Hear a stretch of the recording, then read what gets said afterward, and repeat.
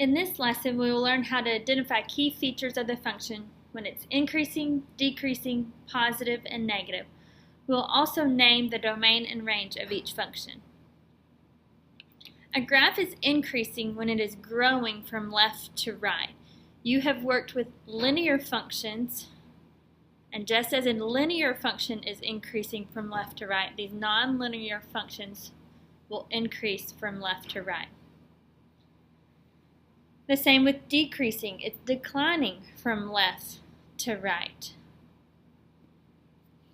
A function is positive when it is above the x-axis in that area. Therefore, a function is negative when it is below the x-axis. The domain and range of a function is the domain is the set of all possible inputs which make the function true, and the range is a set of y values or outputs that are possible when plugging in the input or x values. So if you'll keep in mind that domain is your x values and range is your y values. For each function, we're going to give the intervals where the function is increasing, decreasing, positive, and negative. We'll also give the domain and range of each function. Let's look at example 1. The function is increasing. Well, starting here to the left of the graph, all the way to the top where the vertex is, that part of the graph we can highlight as increasing. It is growing from left to right. So in words, we can say that that graph is increasing along the x-axis. It is increasing from out at negative infinity all the way on the x-axis from negative infinity all the way to 0. So for our set notation, we will say that the graph is increasing for the set of all x's such that x is less than 0. That is the portion of the graph that is increasing. It is growing from left to right. In interval notation, we can write that as negative infinity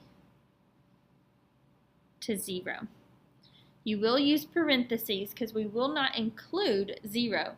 Notice at the point where x is 0, the graph actually begins to decrease. So that's what we'll talk about next.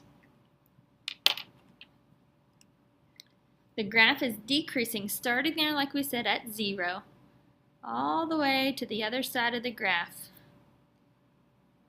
It is declining when you look at the graph from left to right, so that graph is decreasing in that area. So we'll say that it starts at 0 and declines or decreases on our x-axis from that 0 all the way out to positive infinity.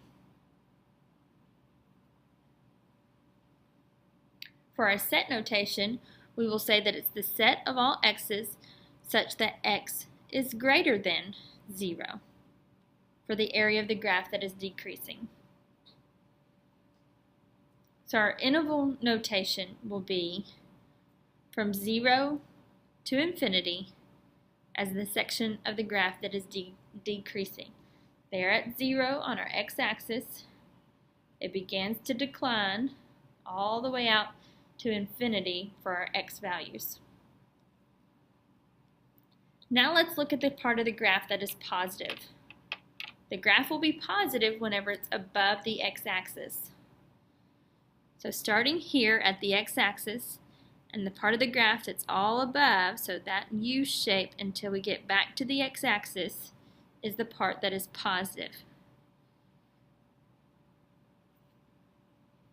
So that begins at -2 all the way until we get to +2. That section of the graph is above the x-axis, so that is when the function is positive. For our set notation, we'll write that it's the set of all x's such that our x goes from -2 to 2 To write your inequalities correctly, you can think about first, let's think about from 0 to that 2. That part, our x will be less than 2 in that section. There it is at 2, and it's less than that for that part of the graph. This other portion that is positive here, you may have to think about how you would write that first with the variable on the left. So x would be greater than -2 in that section of the graph. But in order to properly write it in your set notation, we'll need to flip around the inequality symbol. So x being greater than -2 is the same as -2 being less than our x. Notice the inequality symbol is still pointing towards the -2 as it is here in our set notation. For this set notation, notice our arrows should be pointing in the same direction, and they will always be less than symbols. Let's write our interval notation for this section of the graph that is positive. The interval notation will be from -2 to +2.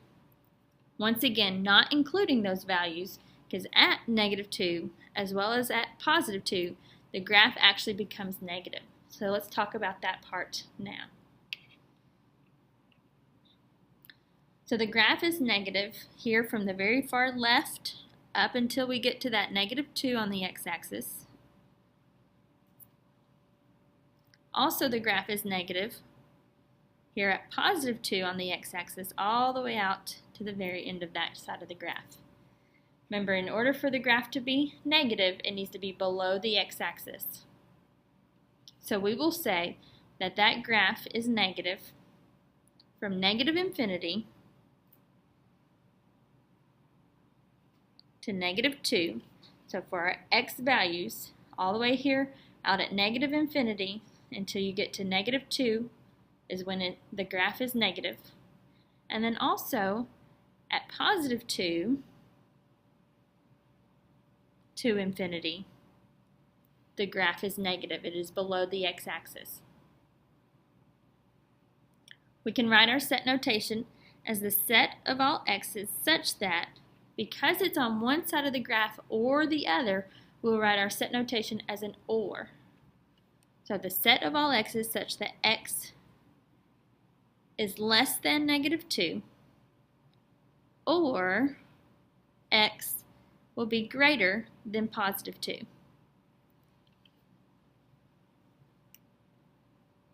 So this section of the graph is less than -2, or this section of the graph is greater than +2. For our interval notation, we'll have to do something called a union.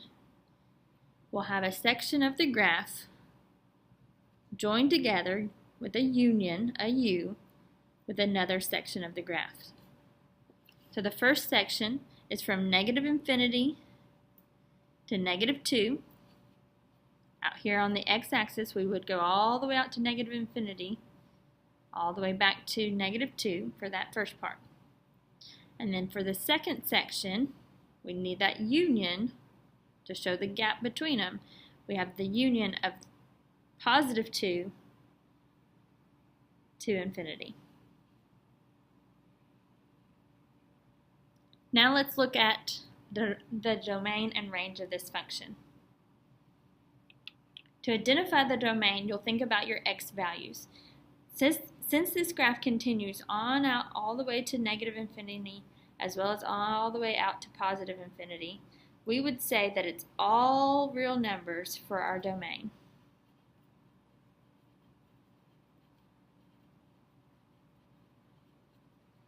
You can use the symbol for all real numbers. It's like the paragraph symbol with the double lines, but now you'll make an R instead of a P.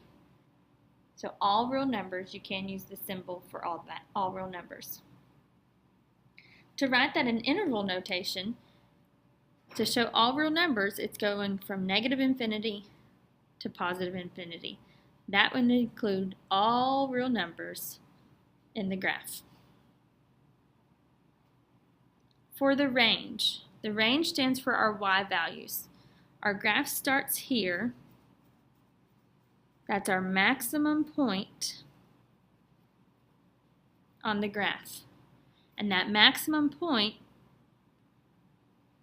is at 8. So our range will only be below that maximum point. So we will say our range is the set of all y's. Remember, range is talking about your y values. The set of all y's such that y is less than or equal to. We have a point at the 8, so we have to say less than or equal to 8.